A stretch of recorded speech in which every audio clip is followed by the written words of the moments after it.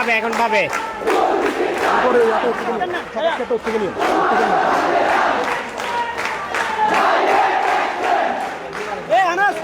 দর্শক আমরা আছি হাজরাতুল ডিগ্রি কলেজ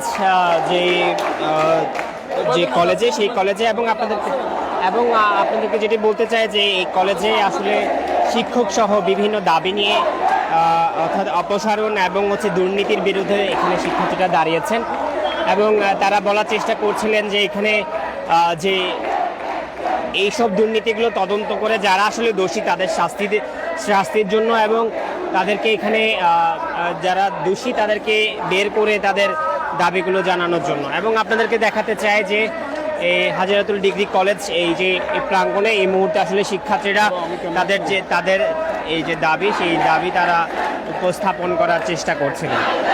এবং আপনাদেরকে দেখাতে চাই যে শিক্ষার্থীরা কিন্তু প্রায় সকাল থেকে 9টা থেকেই তারা এখানে উপস্থিত হয়েছেন, কিন্তু পরবর্তীতে তাদের আন্দোলনের গতি পায় কিছুক্ষণ পরপরই আসলে শিক্ষার্থীরা এখানে দাঁড়িয়েছেন। এবং আমরা এখানে যারা শিক্ষার্থী আছেন তাদের সাথে কথা বলেছি, তারা বলছেন যতক্ষণ পর্যন্ত এখানে তাদের দাবি পূরণ না হবে তারা কিন্তু এখানে রাস্তা ছেড়ে যাবেন না। এবং অর্থাৎ এই কলেজের প্রাঙ্গণ থেকে তাদেরকে শিক্ষকদের দুপুর 12টা পর্যন্ত সময় দেওয়া হয়েছে। সেই সময়ের মধ্যে তাদের যে দাবিগুলো আছে সেই দাবিগুলো যৌক্তিকভাবে মেনে নেওয়ার জন্য বলছিলেন এবং যতক্ষণ পর্যন্ত এই দাবিগুলো মানা না হবে ততক্ষণ পর্যন্ত শিক্ষার্থীরা এখানে তাদের যে আন্দোলন আছে সেটি চালিয়ে যাবেন। এবং আপনাদেরকে বলতে চাই যে এখানে 3জন শিক্ষক সহ প্রায় 23টি দাবি দেওয়া হয়েছে। সেই দাবির প্রেক্ষিতে কিন্তু এখানে কিন্তু শিক্ষার্থীরা তাদের যে দাবি যে আন্দোলন সেটা চালিয়ে যাচ্ছেন। এবং আপনাদেরকে দেখাতে চাই এই মুহূর্তে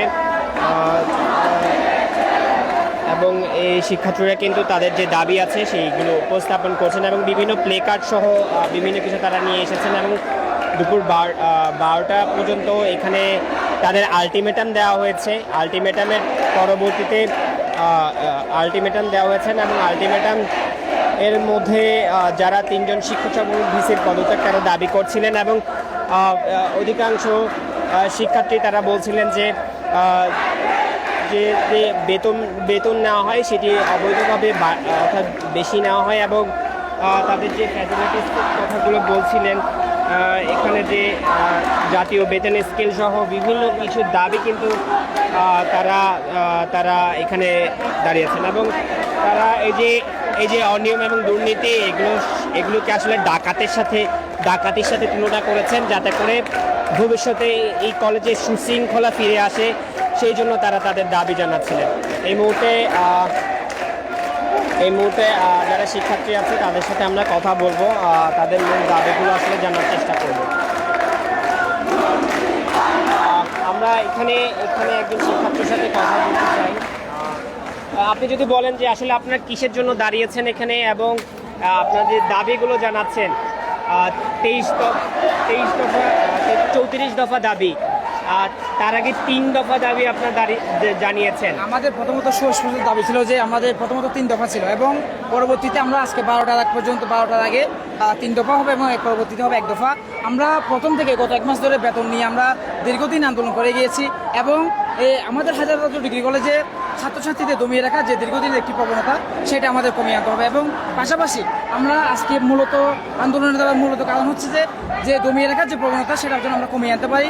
এবং আমরা 12টা 1 মিনিট ওনারা কথা দিয়েছেন যদি আমাদের দাবিগুলো পরিপূর্ণভাবে ওনারা আদায় করে দিতে না পারেন ওনারা 12টা 1 মিনিটের পদত্যাগ করবেন, এটাই। দর্শক শুনছিলেন যে শিক্ষার্থী তিনি বলছিলেন যে 12টা 1 মিনিট পর্যন্ত এখানে যারা এই দুর্নীতির সাথে জড়িত এবং বিভিন্ন অনিয়মের সাথে জড়িত তাদেরকে 12টা 1 মিনিট পর্যন্ত টাইম দেওয়া হয়েছে, যাতে করে তারা এখানে যারা অনিয়ম করেছে তারা যাদের পদত্যাগ করে চলে যান। এবং এখানে যে 23 দফা দাবি আছে, 34 দফা দাবিগুলো তারা জানিয়েছেন, সেই 34 দফা দাবিগুলো যাতে দ্রুত আসলে পূরণ করা হয় সেই জন্য তারা শর্ত দিয়েছেন। এবং যতক্ষণ পর্যন্ত এসব দাবি পূরণ না হবে ততক্ষণ পর্যন্ত কিন্তু শিক্ষার্থীরা তাদের যে অবস্থান আছে সেই অবস্থান তারা এখানে নেবেন এবং অবস্থান এই যে কর্মসূচি সেটা পালন করবেন শিক্ষার্থীরা। শিক্ষার্থীরা এখানে দাঁড়িয়েছেন এবং শিক্ষার্থীরা বলার চেষ্টা করছিলেন যে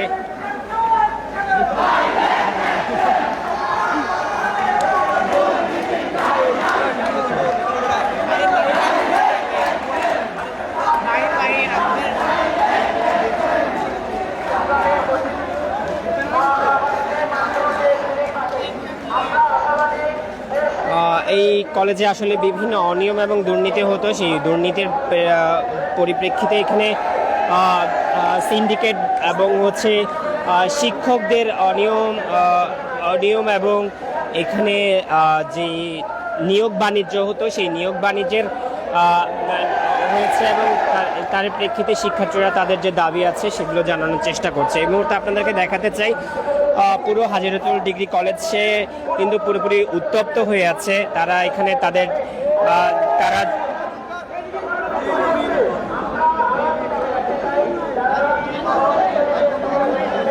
পাঁচ মিনিট পরে রাখি দিব। দর্শক আপনাদেরকে দেখাতে চাই এই মুহূর্তে শিক্ষার্থীরা বলছিলেন যে তাদের যে দাবি আছে সেই দাবিগুলো একটু জায়গা দেন।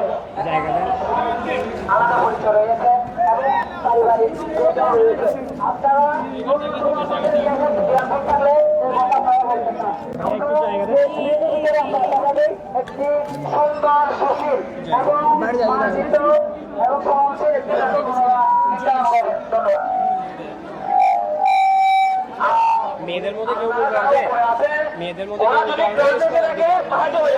যদি আন্দোলন এসে থাকেন আরেকবার বলতেছি, যারা আন্দোলনে আসছেন, যারা উপরে সবাই নামেন।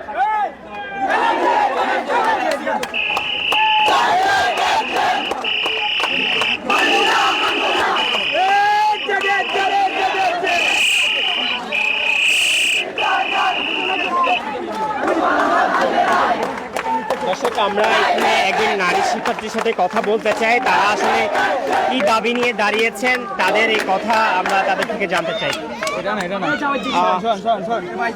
আপনি যদি বলেন আসলে এখানে কেন দাঁড়িয়েছেন আপনারা এবং আপনাদের দাবিগুলো আসলে কি?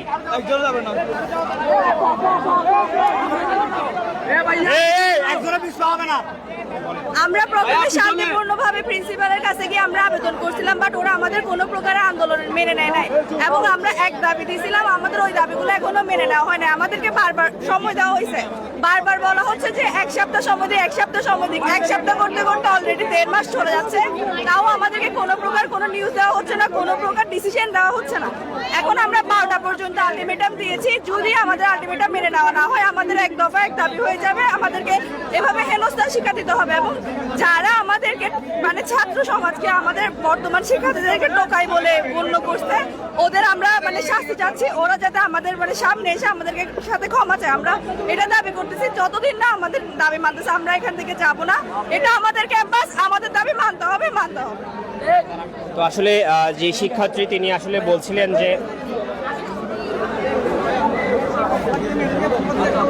শিক্ষার্থী বলছিলেন যে আসলে যতক্ষণ পর্যন্ত তাদের দাবি মানা না হবে ততক্ষণ পর্যন্ত তাদের এই আন্দোলন চালানো হবে।